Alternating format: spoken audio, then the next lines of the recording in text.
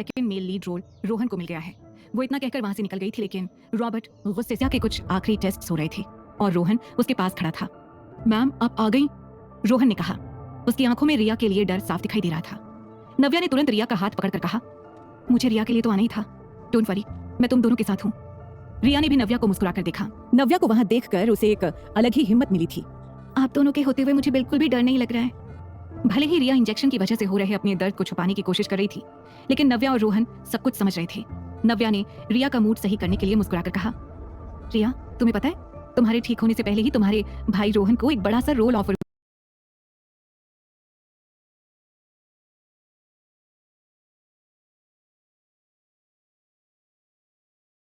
हुआ है। He is a star.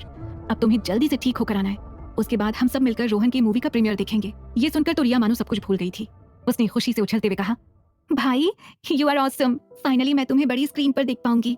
उसने तुरंत रोहन को हक कर लिया और आगे कहा, यू डोंट वरी, अब तो मुझे सच में ठीक होना पड़ेगा। मैं तुम्हें मूवी में देखना मिस नहीं कर सकती, और आप दोनों को एक साथ रेड कार्पेट पर देखना तो बहुत ही एक्साइटिंग होगा। रिया बोलते बोलते इतनी इमोशनल हो गई थी कि उसकी आंखों से आंसू बहने लगे थे। रोहन ने तुरंत उसे लेटाया और प्यार से उसके सिर पर हाथ फेरते हुए कहा, Riya you have to be strong, तुम्हें ठीक होना ही पड़ेगा, और कोई ऑप्शन नहीं है।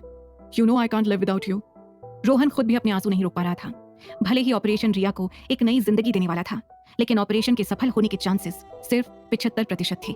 इसका मतलब रिया ऑपरेशन के बाद सही हो पाएगी या नहीं, इसकी कोई गारंटी नहीं थी। नव्या ने अपनी नजरें उन दोनों से हटा ली। कहीं ना कहीं वो भी अपने आंसू छुपाने की कोशिश कर रही थी। वो बस यही सोच रही थी कि लाइफ किसी के साथ इतनी अनफेयर कैसे हो सकती है, और रिया तो 16 साल की बच्ची है। उसने किसी का क्या बिगाड़ा है जो उसे ये सब कुछ सहना पड़ रहा है।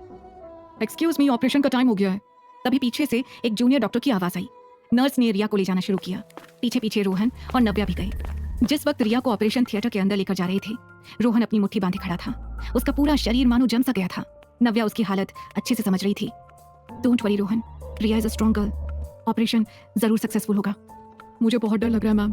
डॉक्टर ने कहा था कि जब तक रिया बाहर नहीं आ जाती तब तक हमें उम्मीद नहीं लगानी चाहिए। अगर मेरे पास कोई और रास्ता होता तो मैं रिया का ये ऑपरेशन कभी नहीं करवाता। Rohan don't think like that, you have to be positive, okay? Riya ने अगर तुम्हें ऐसे देख लिया ना तो उसकी भी हिम्मत टूट जाएगी। इस वक्त उसे स्ट्रॉन्ग सपोर्ट चाहिए। नव्या जानती थी कि इस वक्त वो चाहे रोहन को जितना भी समझा ले, भाई होने के नाते अपनी बहन का दर्द सिर्फ वही समझ सकता था। वो सिर्फ उसे सपोर्ट करने की कोशिश कर रही थी। नव्या ने रोहन को बेंच पर बैठाया। धीरे धीरे करके 2 घंटे बीत गए थे। रोहन की नजरें तो मानो ऑपरेशन थिएटर से हटी नहीं रही थी। एक एक पल काटना उसके लिए भारी हो रहा था। तभी अचानक नव्या का फोन बजा। वो अपना फोन लेकर एक किनारे पर गई। हेलो हेलो, मैं वुडलैंड इंटरनेशनल से आरव की टीचर बोल रही हूँ। Am I speaking to Mrs Navya Ahuja? ये सुनकर नव्या बहुत घबरा गई। Yes, what happened, is he alright? Navya ने एक ही सांस में पूछ लिया। आरव का एक्सीडेंट हो गया है, आप बस जल्दी से स्कूल आ जाइए। उधर से टीचर ने कहा, एक्सीडेंट? कैसे, कहाँ, कैसा है आरव, वो ठीक तो है ना? देखिए आप जल्दी से आ जाइए, मैं फोन पर आपको सब कुछ नहीं बता सकती। I also have to go, please come fast. Teacher ने हड़बड़ी में इतना बोलकर फोन रख दिया। नव्या की सांसें कुछ पल के लिए रुक सी गई थी। वो तुरंत रोहन के पास गई और घबराकर बोली, Rohan I am really sorry, मुझे जाना होगा, अर्जेंट है। प्लीज मुझे कॉल करके रिया के बारे में बताना, और किसी भी चीज की जरूरत हो तो please don't hesitate, okay? Ma'am पर हुआ क्या है, सब ठीक तो है ना? रोहन भी नव्या की हालत देखकर परेशान हो गया था। इट्स ऑल फाइन, तुम यहाँ रुको रिया के पास। बोलते हुए नव्या जल्दी जल्दी में हॉस्पिटल से निकल गई। पूरे रास्ते ये सोचकर उसका दिल बैठा जा रहा था कि आरव किस हाल में होगा, और अगर उसे कुछ हो गया तो वो कैसे रहेगी।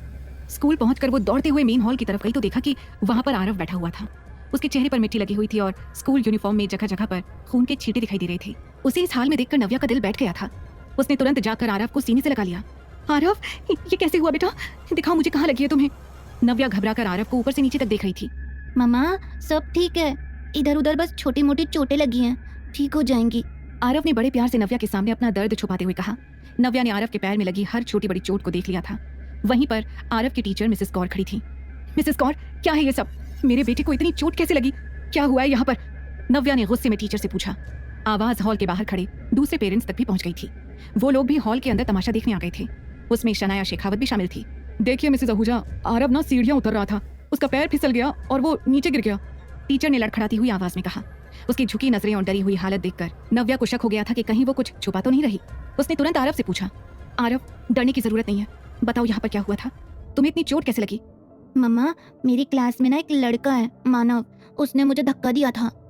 आरव ने सच बोलते हुए अपनी ही उम्र के एक बच्चे की तरफ इशारा कर दिया जो कि शनाया के बगल में खड़ा था। शनाया ने तुरंत आरव को देखकर चिल्लाते हुए कहा, झूठ बोल रहा है ये, मेरे बेटे ने ऐसा कुछ नहीं किया है। कोई सबूत है इस बात का कि मानव ने इसे धक्का दिया है? शनाया, तुम एक बच्चे पर चिल्ला कैसे सकती हो? आरव कभी भी झूठ नहीं बोलता, नव्या ने बीच में आकर कहा और फिर आरव से पूछा, बोलो आरव, क्या हुआ था? मानव ना मुझे क्लास में परेशान करने के लिए आया था, पर मैं उससे बात नहीं कर रहा था। मैंने उससे लड़ाई भी नहीं की। फिर जब मैं सीढ़ियों के पास खड़ा था तो उसने आकर मुझे धक्का दे दिया। मैं झूठ नहीं बोल रहा हूँ, आरव ने कहा। राइट, मैंने भी देखा था, मानव ने ही आरव को धक्का दिया था। पीछे से एक बच्चे की आवाज आई। हाँ मैंने भी देखा था। दूसरे बच्चे की आवाज आई। वहां खड़े बच्चे भी आरव की बात का समर्थन कर रहे थे। व्हाट नॉनसेंस, ये बच्चे कुछ भी बोले जा रहे हैं, सरासर झूठ है ये। मानव एक बच्चा है, वो ऐसी हरकत कर ही नहीं सकता। उल्टा आरव ने मेरे बेटे को मारा है, शनाया ने कहा और मानव का हाथ आगे कर दिया। मानव के हाथ पर कुछ लाल निशान दिखाई दे रहे थे। देखो, दिखाई दे रहा है कैसे तुम्हारे बेटे आरव ने मेरे बेटे को मारा है? शनाया ने नव्या से कहा। पहले तो मेरे बेटे पर हाथ उठाया और फिर जब लगा कि पकड़े जाओगे तो उल्टा उसी पर धक्का मारने का इल्जाम लगा दिया। इतनी सी उम्र में कैसे सीख ली इतनी चालाकी? हाँ, इतने बड़े बड़े झूठ इतनी छोटी सी उम्र में। शनाया ने आरव को जोर से डांटा। शनाया, मेरे बेटे पर आवाज ऊंची करने की हिम्मत भी मत करना तुम। नव्या ने उंगली उठाकर शनाया को धमकाते हुए कहा। मुझे नहीं लगता कि अब सच साबित करने की जरूरत है, सबको ही पता है कि गलती किसकी है। नव्या तुरंत टीचर की ओर मुड़ गई और बोली, मुझे लगता है कि अब स्कूल को ही डिसाइड करना चाहिए कि आगे क्या करना है। नव्या ने तुरंत अपनी नजर हॉल के चारों ओर दौड़ाई। उसे कुछ सीसीटीवी कैमरास नजर आए। जब यहाँ पर कैमरे लगे हैं तो हम क्यों आपस में बहस कर रहे हैं? मुझे लगता है सीसीटीवी बता देगा कि यहाँ पर क्या हुआ था। राइट शनाया? नव्या ने पूरे कॉन्फिडेंस के साथ कहा। पर टीचर के एक्सप्रेशंस कुछ ठीक नहीं लग रहे थे। उन्होंने तुरंत अपना बैग अपने हाथ से छुपाते हुए कहा, नो एक्चुअली ये कैमरे बस शो के लिए लगे हैं, काफी टाइम से ये खराब है, तो इनमें कुछ भी रिकॉर्ड नहीं हुआ होगा। नव्या ने टीचर की आवाज में हिचकिचाहट और बैग छुपाते हुए उनके हाथ को देख लिया था। मिसेस कौर, मुझे आपका बैग बहुत इंटरेस्टिंग लग रहा है, can I have a look? ये सुनकर टीचर का चेहरा पीला पड़ गया। उसने तुरंत बैग को पीछे करते हुए कहा, नो नो नो, इस बैग में मेरा पर्सनल सामान है। वो तिरछी नजरों से शनाया को देख रही थी। टीचर को लग रहा था कि शनाया एक पावरफुल वुमन है और नव्या ऑर्डिनरी वुमन है। ओह, अगर ऐसी बात है तो मुझे प्रिंसिपल के पास जाना पड़ेगा, और अगर वो भी आपकी तरह मेरी प्रॉब्लम सॉल्व नहीं कर पाए तो I will definitely go for a legal complaint. Navya ने टीचर और शनाया को घूरते हुए कहा। वो समझ चुकी थी कि टीचर जरूर कुछ ना कुछ छुपा रही है और उसे पूरा यकीन था कि वो ये सब कुछ शनाया के कहने पर कर रही थी। अरे लीगल कंप्लेंट की क्या जरूरत है, इतना बड़ा इशू भी नहीं है, टीचर ने डरते हुए कहा। हाँ वही तो, और हो सकता है कि आरव तुमसे झूठ बोल रहा हो। तुम्हें तो पता ही होगा कि बच्चे कैसे होते हैं, पहले खुद लड़ लेते हैं और फिर खुद को सही साबित करने के लिए झूठ पर झूठ बोलते हैं। तुम बच्चों के छोटे से मैटर के लिए कोर्ट जाओगी? हाँ, तुम्हें नहीं लगता कि तुम कुछ ज्यादा ही ओवर रिएक्ट कर रही हो? शनाया ने चिढ़ते हुए कहा। हाँ, मैं माँ हूँ आरव की, मुझे अच्छे से पता है कि वो कब झूठ बोलता है और कब नहीं, नव्या ने शनाया से कहा। और फिर वो टीचर की तरफ मुड़ के बोली, आप अगर कुछ नहीं कर सकती तो रास्ते से हट जाइए, मुझे प्रिंसिपल ऑफिस जाना है।